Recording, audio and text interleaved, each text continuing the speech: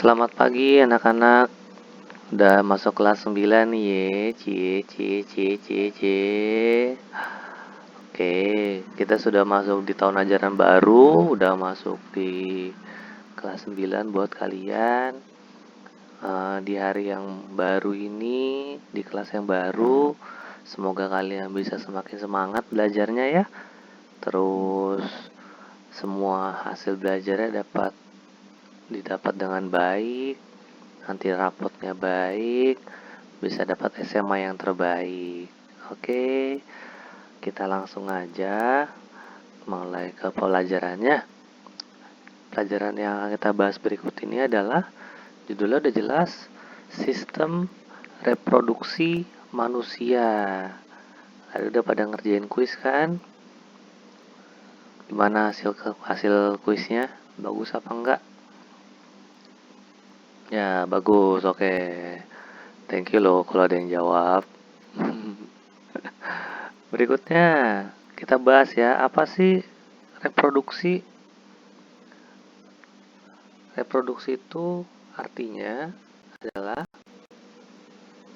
proses suatu individu untuk menghasilkan individu baru. Kalau untuk manusia tergolong pada reproduksi seksual. Kita bahas dulu kalimat pertama. Proses suatu individu untuk menghasilkan individu baru. Kenapa sih suatu individu harus menghasilkan individu baru? Ya biar apa? Spesiesnya tidak mengalami kepunahan, untuk kelestarian dari jenisnya. Kalau setiap manusia nggak ada yang mau punya anak, ya nanti punah berarti manusia. Kenapa gajah hampir punah? Karena gajah reproduksinya lama. Udah lama reproduksinya, sering diburu. Wah, lengkap. Jadi hampir punah gajah itu.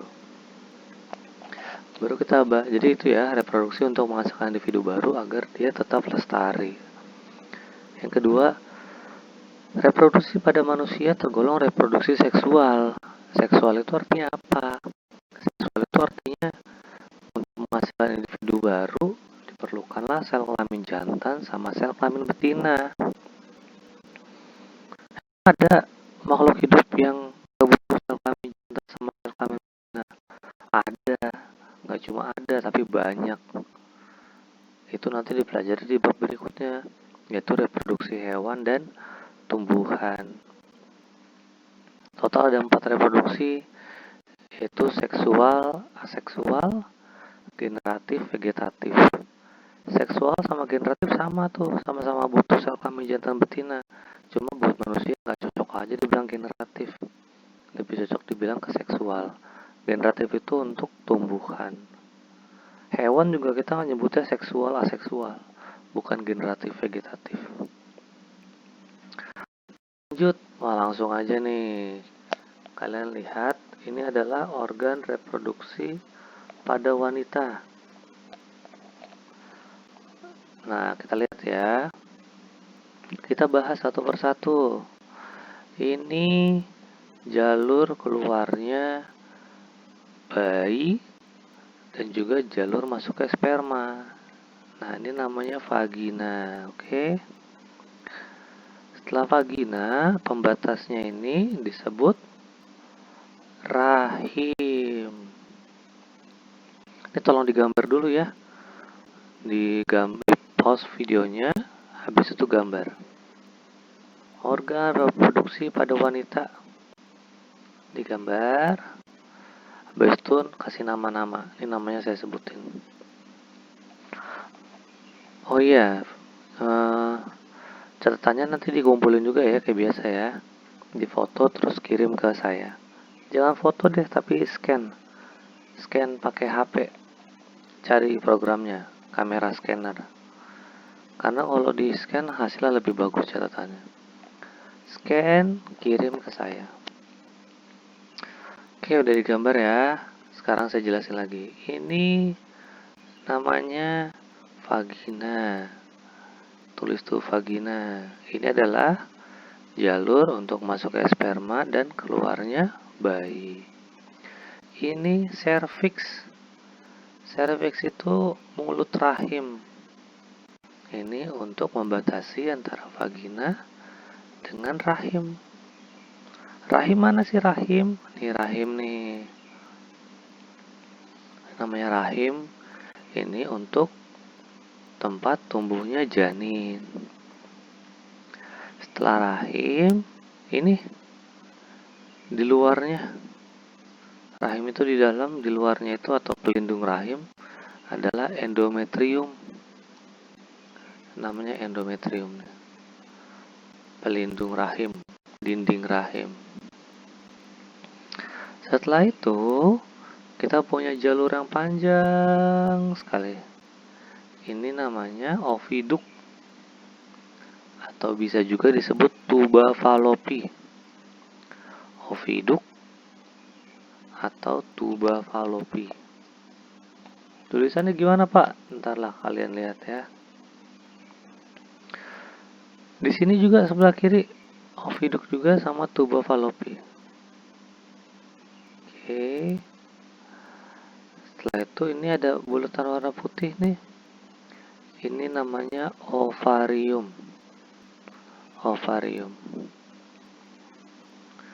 Nah, ovarium ini fungsinya untuk menghasilkan sel telur.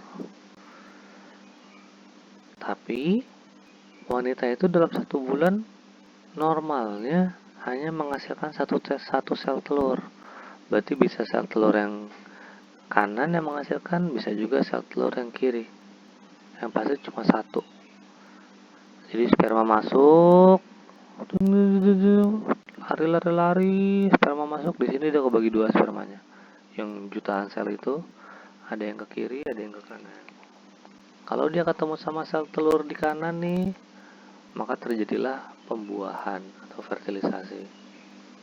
Kalau spermanya kuat, nanti saya tunjukin video. Emang bisa sperma nggak kuat? Bisa. Oke, lanjut ya. Nama-namanya udah tulis ya. Oke, kita lanjut. Ini seperti yang saya jelasin tadi, manfaat ovarium, tempat memproduksi sel telur.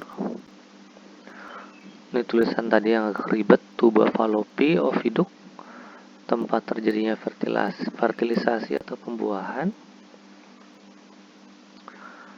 Rahim, tempat tumbuh dan berkembangnya janin. Cervix, pembatas antara rahim dan vagina. Vagina, jalur keluarnya bayi. Oke, ngerti ya? Jadi untuk bagian dari organ reproduksi wanita ada 5. Kalau mau dibikin lebih detail sih banyak sekali tambahannya. Cuma yang saya minta ini aja dihafalin ya. Ovarium, tuba falopi, rahim, cervix, vagina. Kita pindah ke organ reproduksi pria. Nah, kita bahas ya satu-satu. Ini penis nih yang gede ini. Penis itu kopulasi. Kopulasi apa kopulasi? Kopulasi itu pertemuan antara alat reproduksi pria dengan alat reproduksi wanita. Ketemu itu disebut kopulasi. Dalam penis ada selang kecil, tulis selangnya. Nah, selang ini adalah saluran uretra. Saluran uretra fungsinya apa? Fungsinya untuk mengeluarkan nilet nih. Ujungnya kemana? Ke kantung kemih. Oh, berarti saluran uretra fungsinya untuk mengeluarkan urin, kencing. Tapi ternyata salurannya nggak cuma di kantung kemih doang. Dia juga datang dari vesicula seminalis. Vesicula seminalis ini tempat nyimpen sperma. Oke. Jadi bisa juga buat mengeluarkan sperma. Jadi satu jalur tuh. Mengeluarkan sperma sama mengeluarkan urin, satu jalur. Setelah uretra kita lanjut ke kantung kemih. Nah, kantung kemih ini bukan bagian dari organ reproduksi pria ya. Kantung kemih ini bagian dari alat ekskresi. Kita mundur, ini ada kelenjar prostat. Tuh yang bulat. Kelenjar prostat itu untuk apa kelenjar prostat? Untuk ngasih nutrisi kepada sperma. Oke. Terus ada vesicula seminalis. Itu tadi buat nampung sperma sama nambahin air.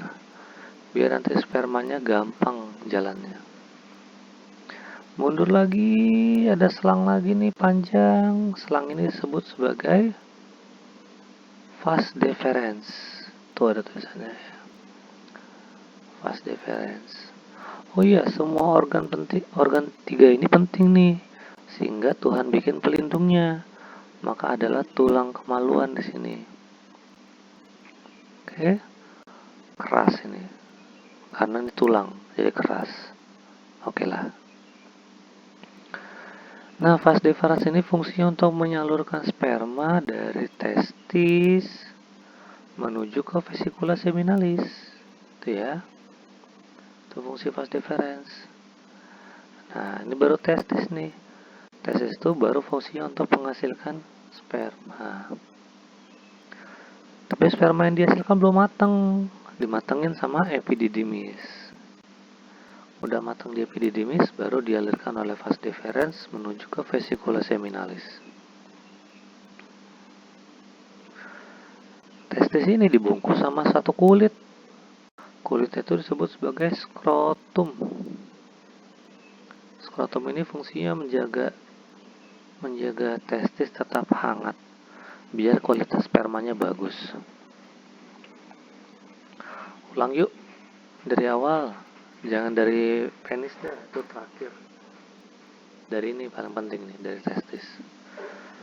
Testis memproduksi sperma, kemudian sperma tersebut dimatangkan oleh epididymis. Ini ada kulitnya nih, tuh epididymis. Sperma yang sudah matang dibawa oleh vas deferens menuju ke vesicula seminalis atau kantung sperma. Di vesicula seminalis, sperma ditambahkan cairan agar mudah bergerak dan juga ditambahkan nutrisi agar sehat oleh kelenjar prostat. Saat penis mengalami kopulasi, maka sperma siap untuk dikeluarkan melalui saluran uretra. Begitulah kira-kira. Ini apa nih yang di belakang nih yang warna merah ini? Ini anus. Anus beda lagi ya. Salurannya dia masuk ke sistem pencernaan. Nah, ini digambar juga. Silakan digambar. Di pause dulu videonya sampai kalian selesai gambar ya.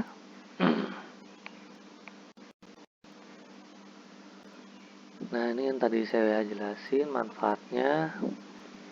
Silakan ditulis. Testis memproduksi sperma. Skrotum menjaga suhu testis dan sperma tetap hangat. Epididymis tempat pematangan sperma. Vas deferens saluran menuju kantung semen atau kantung sperma atau vesicula seminalis. Sama aja. Kantung semen itu untuk memberikan nutrisi pada sperma dan menambahkan cairan agar sperma mudah bergerak. Uretra saluran keluarnya sperma. Penis alat kopulasi. Pertemuan dengan vagina. Ini tolong diubah dikit yang kantung semen ya. Kantung semen itu menambahkan cairan agar sperma mudah bergerak. Berikutnya ada prostat untuk memberi nutrisi. Masalah tadi. Lupa saya perbaiki. Jadi total E itu F itu prostat ya, bernutrisi pada sperma. G uretra, H penis. Ini R-nya. Nah, untuk mempelajari bab ini kalian perlu tahu beberapa istilah yang paling penting, istilah-istilah penting. Ada oogenesis. Oogenesis itu proses pembentukan sel telur di ovarium. Itu ya. Jadi kalau ovarium lagi membuat sel telur, proses ngebikinnya itu disebut oogenesis. Ada spermatogenesis. Ya kebalikannya ya. Dari perempuan, ini buat laki-laki, proses pembentukan sperma di dalam testis.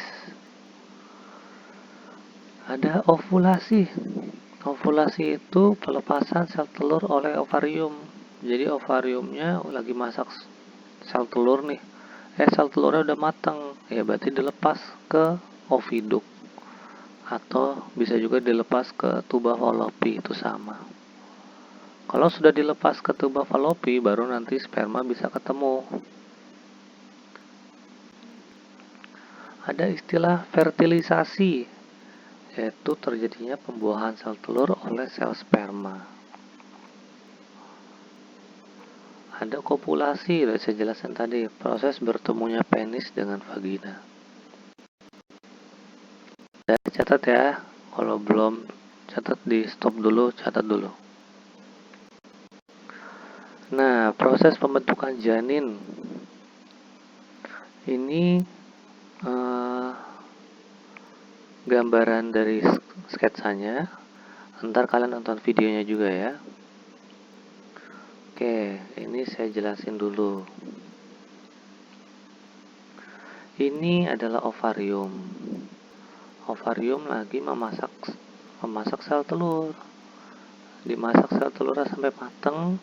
Kalau sel telur udah mateng, udah siap dilepas. Pas ngelepas itu disebut sebagai ovulasi. Nah, sel telurnya nyampe tuh di tuba fallopi kan. Tiba-tiba nih kalian lihat ada item-item nih. Itu ceritanya sperma. Sperma menghampiri masuk. Dari jutaan sperma cuma ada satu doang. Satu sel yang bisa masuk ke sel telur. Kalau satu udah masuk, maka sel telur akan ngebentuk dinding yang nggak bisa ditembus oleh sperma lain.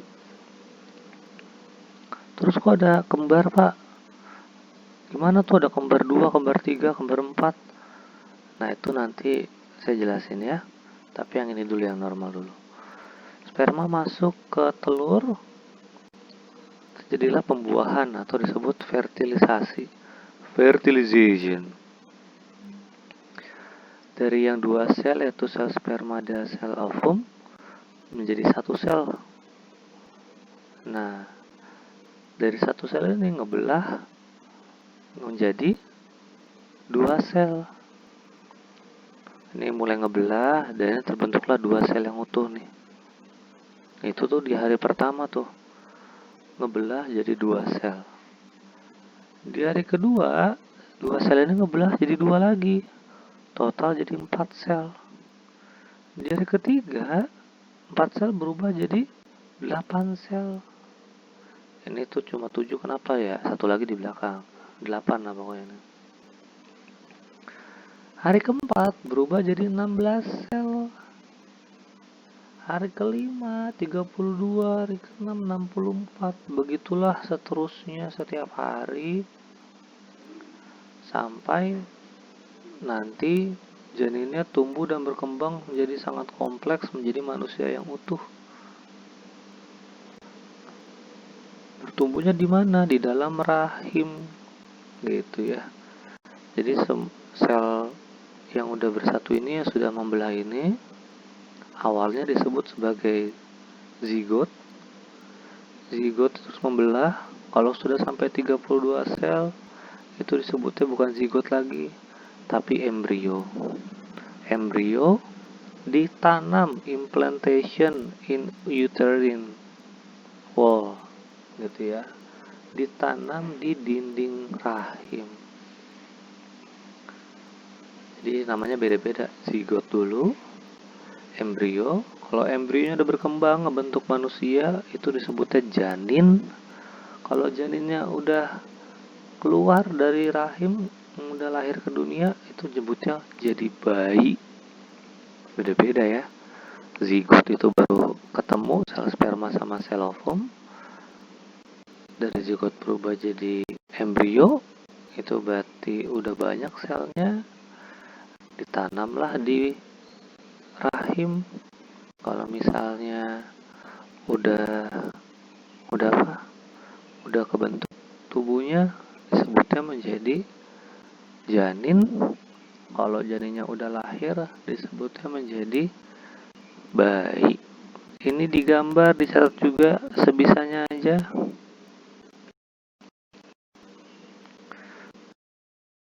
Pembentukan janin itu terjadinya pembuahan di oviduct yang menghasilkan zigot. Zigot bergerak menuju rahim dan terus berkembang hingga membentuk embrio. Terjadilah implantasi atau penanaman embrio pada dinding rahim.